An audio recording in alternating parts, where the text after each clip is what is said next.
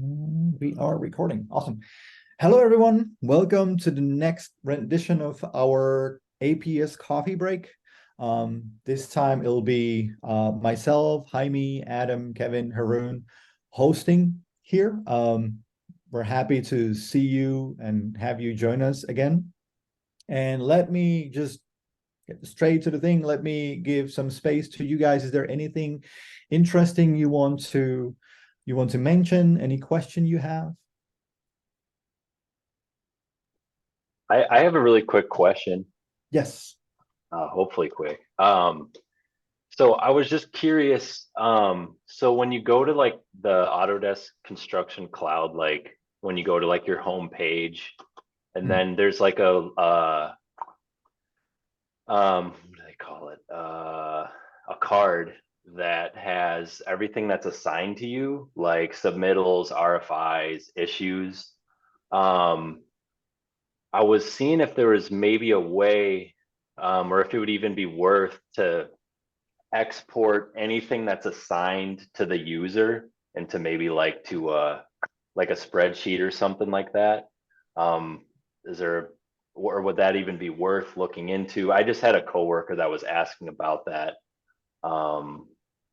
So basically getting a dump of ACC data for one specific user? Yeah.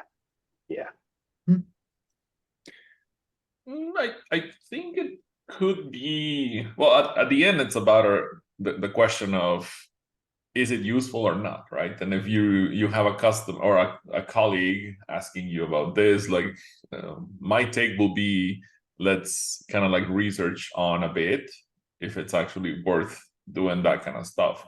I think through the API, you should be able to get that kind of information because you are able to get, let's say, yeah, so endpoints through specific user and so on. But then again, we have something like, for example, data connector in this case. Right. So that could be something worth looking into. And I believe we do have some sort of like data connector reference through the API as well in order to get information about the different jobs, the requests, the data that comes in from it.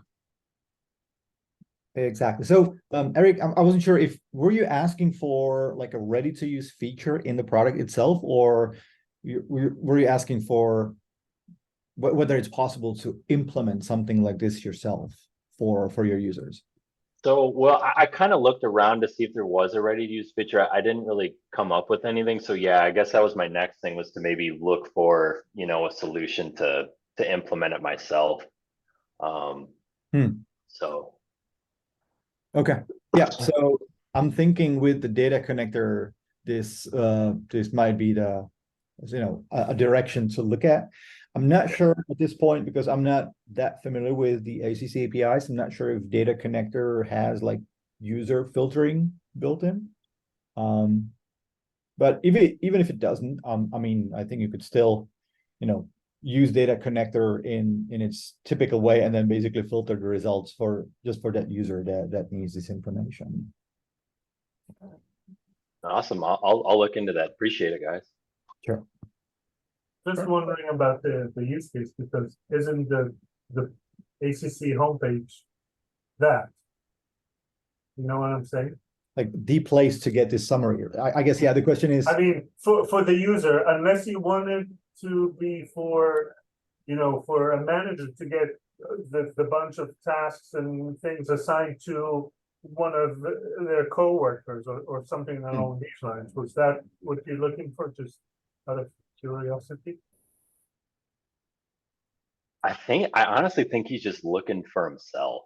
And my first thing was I thought was, we'll just go to the homepage and look, but I guess maybe he just wants it in a Excel sheet or something like that. I don't know. Tabular format, maybe without some. Okay. Yeah. Yes, maybe something like that. I might have to talk to him about it a little bit more, but let me see. Yeah, or it could be exactly as Jonathan is saying. It could be for maybe like a summer for a manager overview for like reports for certain number of people getting this information to get like a specific what manager specific readout, right, or report kind of. Yeah, but I think either way, the data connector might be might help you out implementing those. Oh, awesome. I'll look at it. Thank you, guys. Sure. All right. You guys on our side have anything to add to this question, or maybe some other ideas? No, I think like I said, it's worth asking always to see what's the reasoning behind, right? Yeah. So, All right. Any other questions or comments?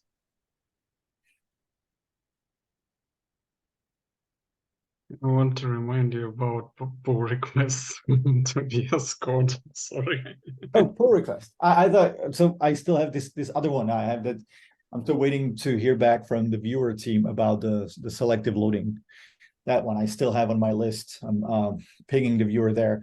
Okay, so the VS Code. Yeah, I haven't checked.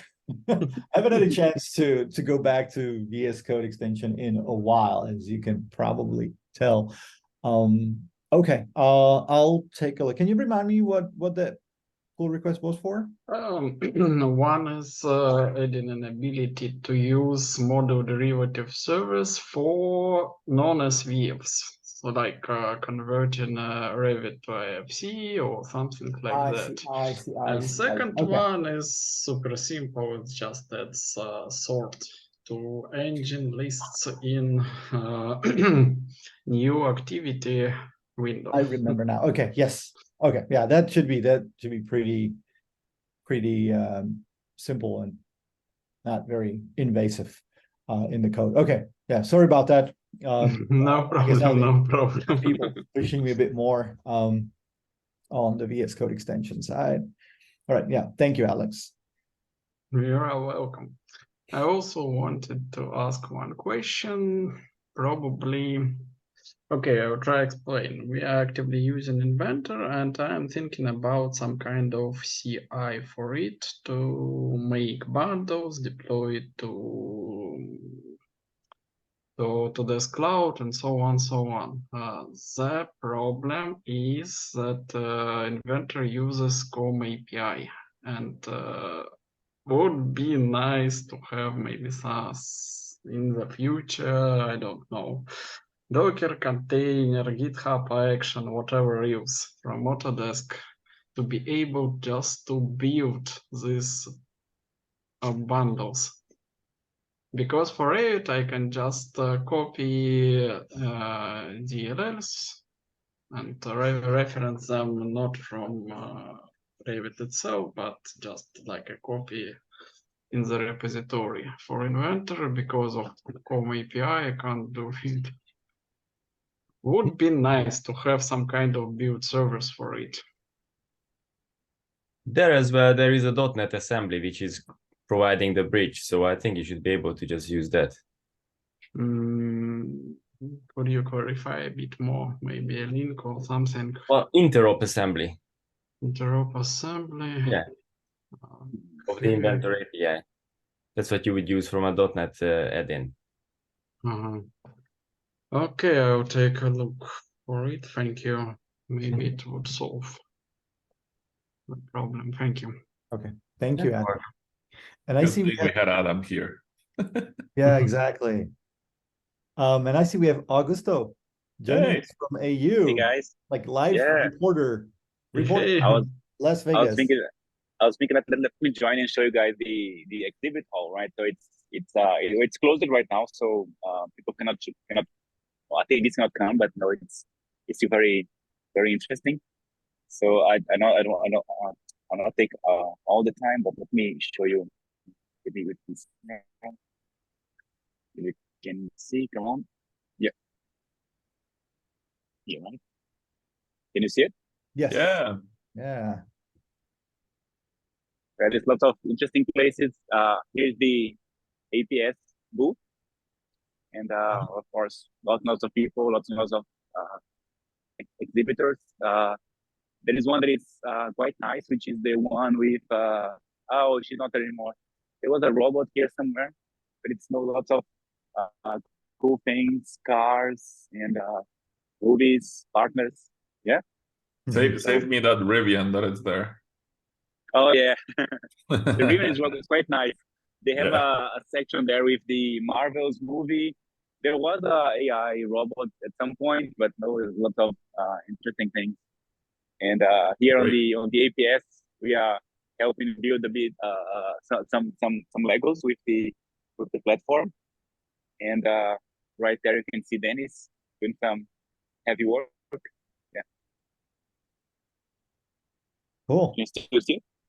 Yeah. Well, Oh, the video froze for AU a second. Wi-Fi is no surprise, but yeah. Yeah, exactly. Yes. I was gonna I was gonna say Oh, same as it's usual. going well. So Okay. Yeah. Awesome. Thank you, Augusto. And how has the event been in general? What was the so feedback? my class and Dennis classes, all classes were very busy. So lots of people interested in the data models. You may saw that the AC data model came to public beta this week, right? So did the Node.js package in beta as well. Yeah.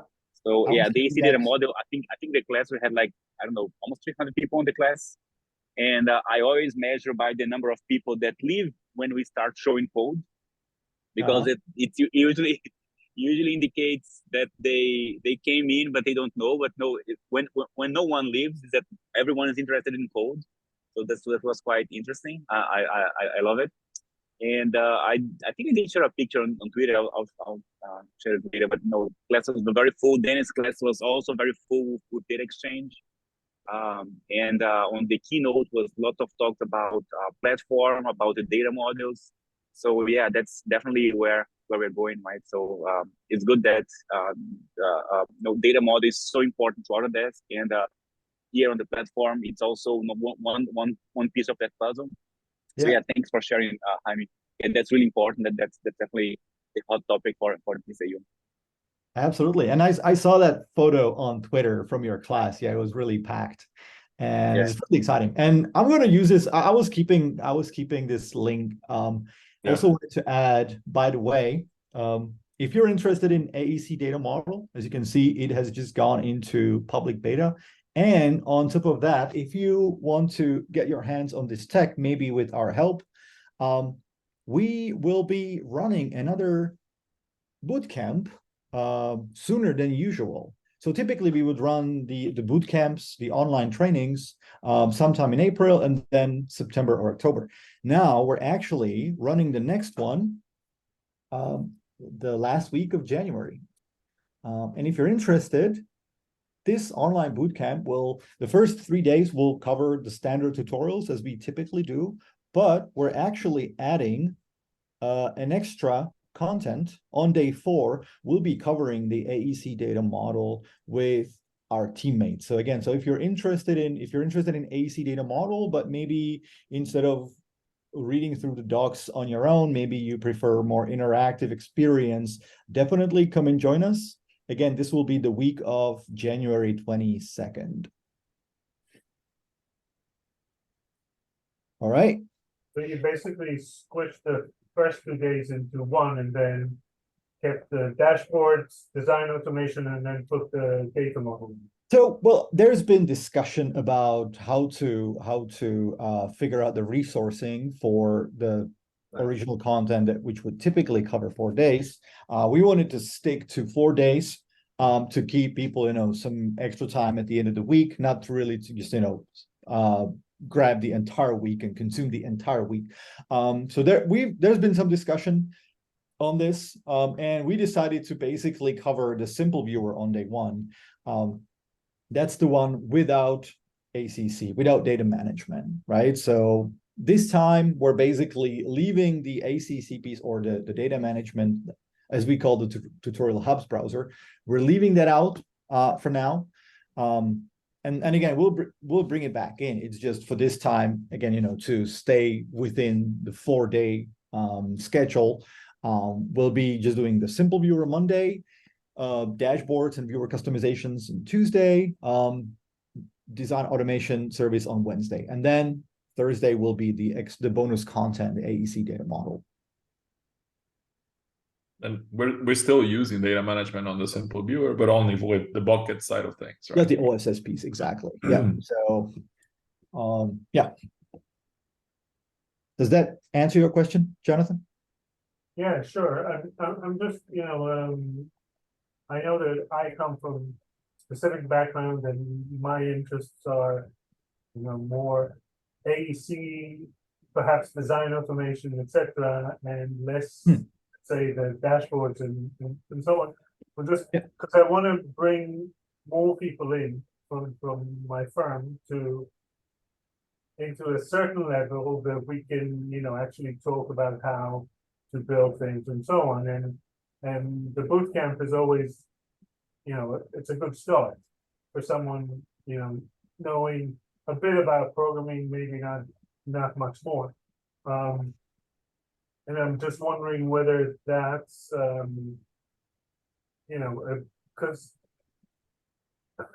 how should I say it? In the past, I thought, why maybe it's worthwhile doing like the boot camp, the current boot camp as it was, and then doing maybe something else like a 3-day, which is more focused on AEC, on the Beam 360 and design automation, and perhaps also the desktop part of it.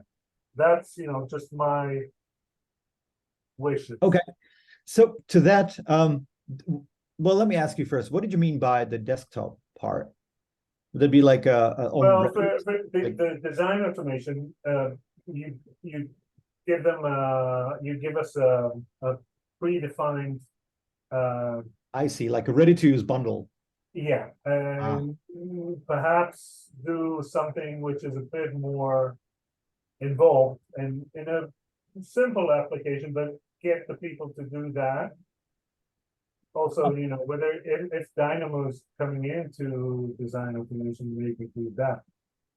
Okay, that's a really good feedback. I haven't thought of, yeah, it's true that for the design automation piece, we typically start with a plugin, a DLL that's already built and just, so maybe I like that. What do you think, Adam? Maybe introducing a bit more on the server side, sorry, on the desktop side as well. So maybe show a little bit of like Inventor plugin coding or Revit plugin coding.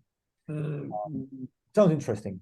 I think it is interesting, but at the same time, also for a 1-day kind of like tutorial, you have a lot of pre-requirements, right? Like if you're not a desktop developer, you're gonna need to have, let's say, Visual Studio fully installed into it, also Revit or Inventor installed into it, have knowledge about how to use the APIs for that, which to me, it already sounds like half a day of setup and stuff like that. Well, so true. I agree. And I would add, that's sort of what our My First Plugins tutorials are all about. Correct. So if you take the time to go through the My First Plugins, with the specific engine you want to work with, then you should be good to go for the design automation piece. Yeah. Well, I mean, I would. Go ahead, Jonathan. My thought was actually, maybe spending half a day going through my first plugin and maybe a slightly different version of it, and then plugging that into design automation. Maybe, maybe as Jaime says, it's a bit too much. It depends on the audience you get on a specific bootcamp. Right. Well, I mean, my opinion, actually, I kind of like what Jonathan is suggesting, because when you think about it, Kevin, right? I mean, we already have our like simple viewer tutorial, but we still offer this interactive experience where we guide people through this tutorial. So the same thing could be used for My First Plugin for Revit or My First Plugin for Inventor. We could have a session dedicated to guiding people through developing their first Revit or Inventor or AutoCAD plugin, right? And what I think might be something worth considering for the future, because it is true, by the way, Jonathan, that we now, this is also something we've discussed, we want to start focusing more on advanced types of tutorials, not just the basic ones like the simple viewer or Hubs browser, right? We want to have like specific online trainings focused on, let's say, design automation. And I think I would actually like to see that. We could have a design automation focused bootcamp where one day or half a day could be dedicated to, going through my first plugin for Revit. Another day could be dedicated to building my first plugin for Inventor.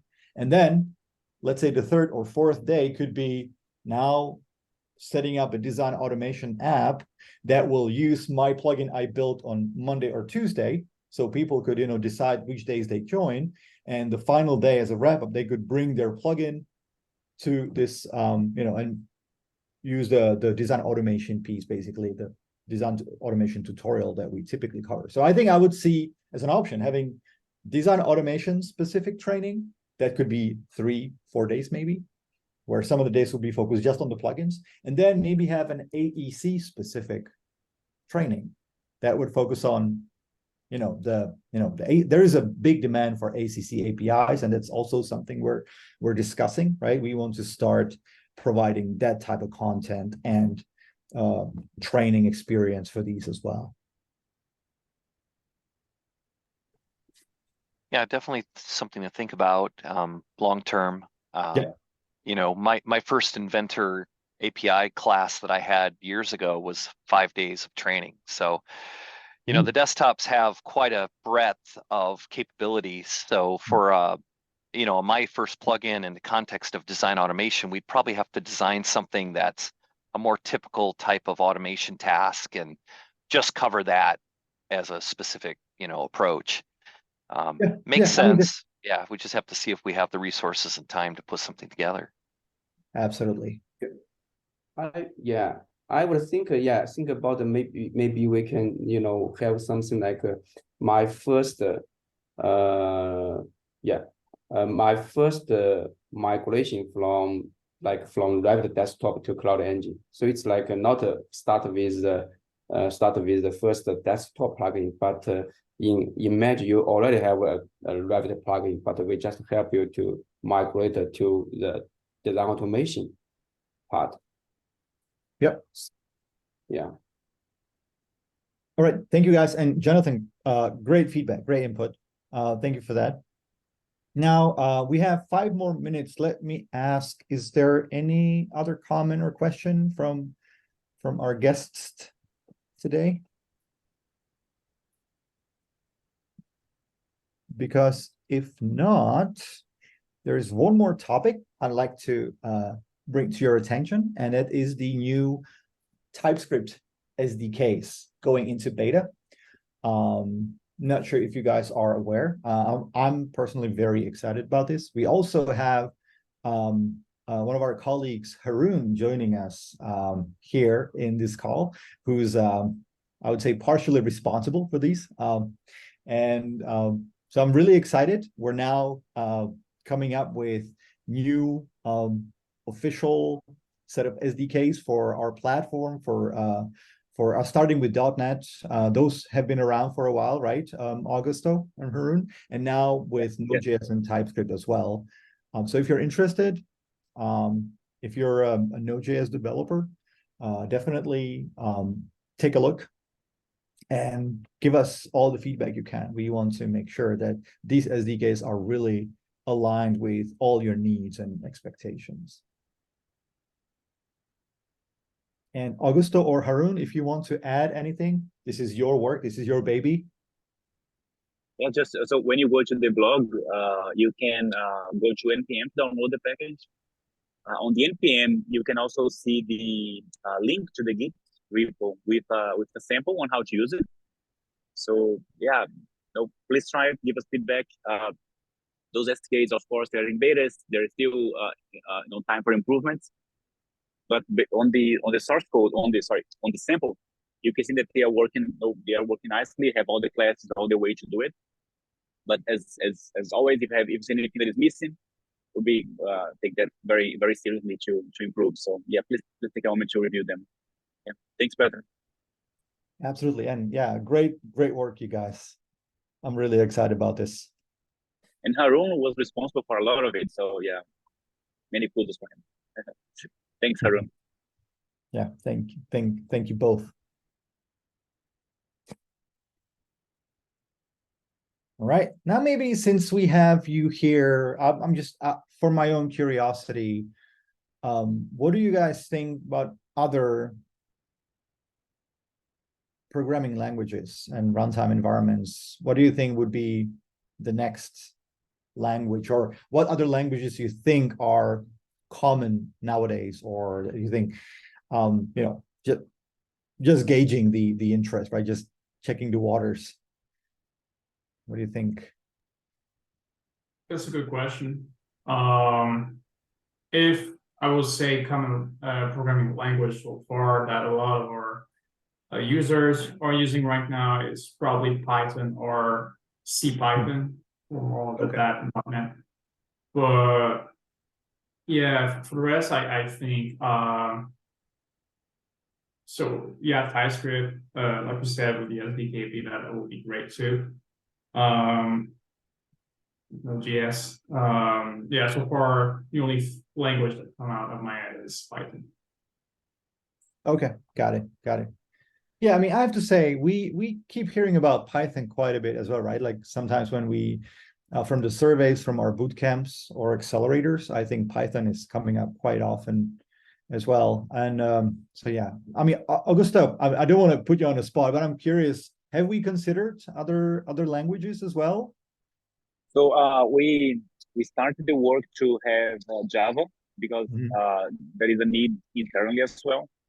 But after that, we haven't decided yet. So what we will do is, what we're doing is, so whenever anyone makes a call to our system, right, regardless which language or which package you use, there is always the user agent header on the request, right, for everyone, right? So in many cases, the user agent header includes the package they're using, but the package also includes language information. So yeah, we are tracking that. So the challenge there is just to normalize the data, right? Because let's say if there is just one person doing Python with billions of calls, that may distort the data. So we have to normalize to number of people, not number of calls.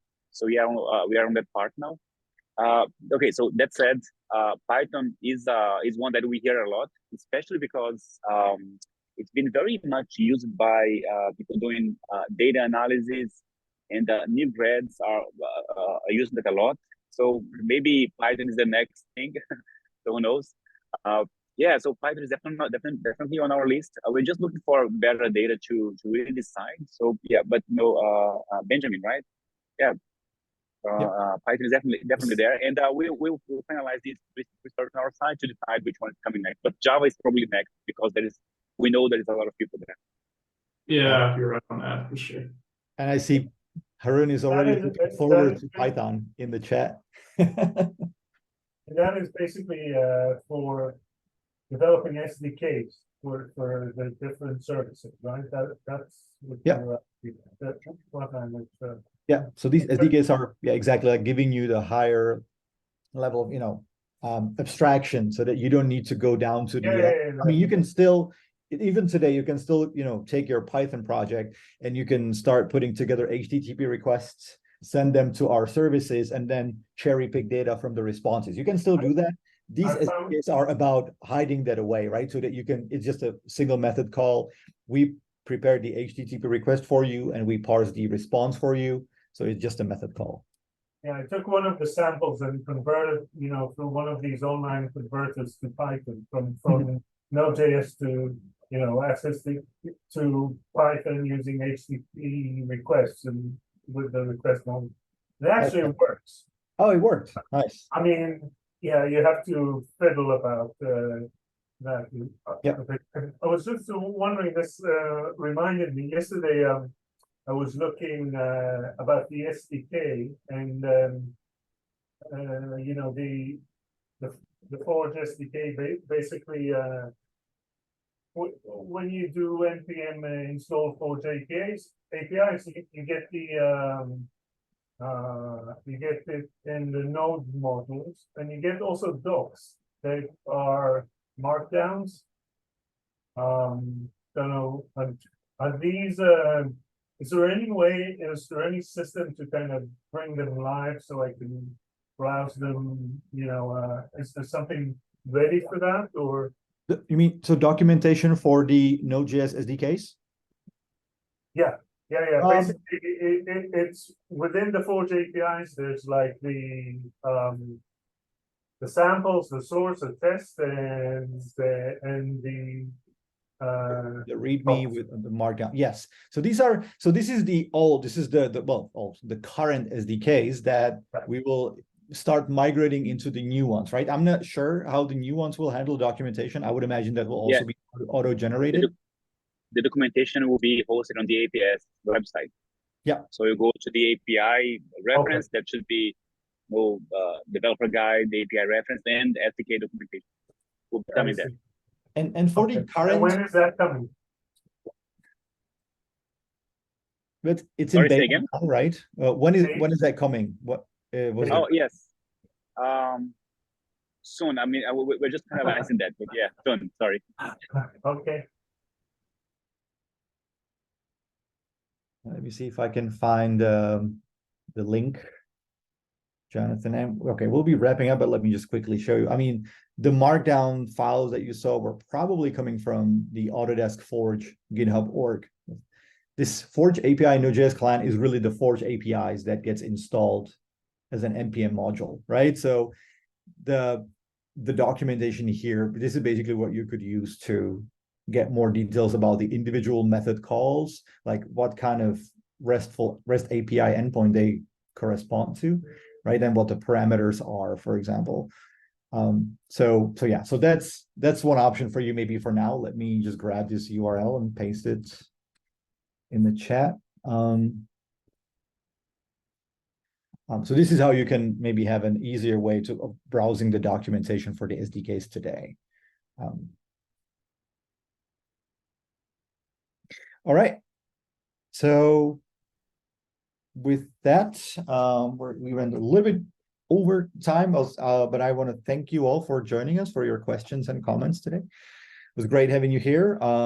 Thank you, Augusto, for joining us, being our live reporter from Vegas as well. And yeah, we'll see you again in 2 weeks. All right. Thank you, guys. Take care. Hello. Bye. Bye. Kau kasih Nabi kasih dulu. Saat saat. What? Not sure if that was meant for us. Yeah, maybe not. Right. Bye, guys. Thank you. Bye-bye. Bye.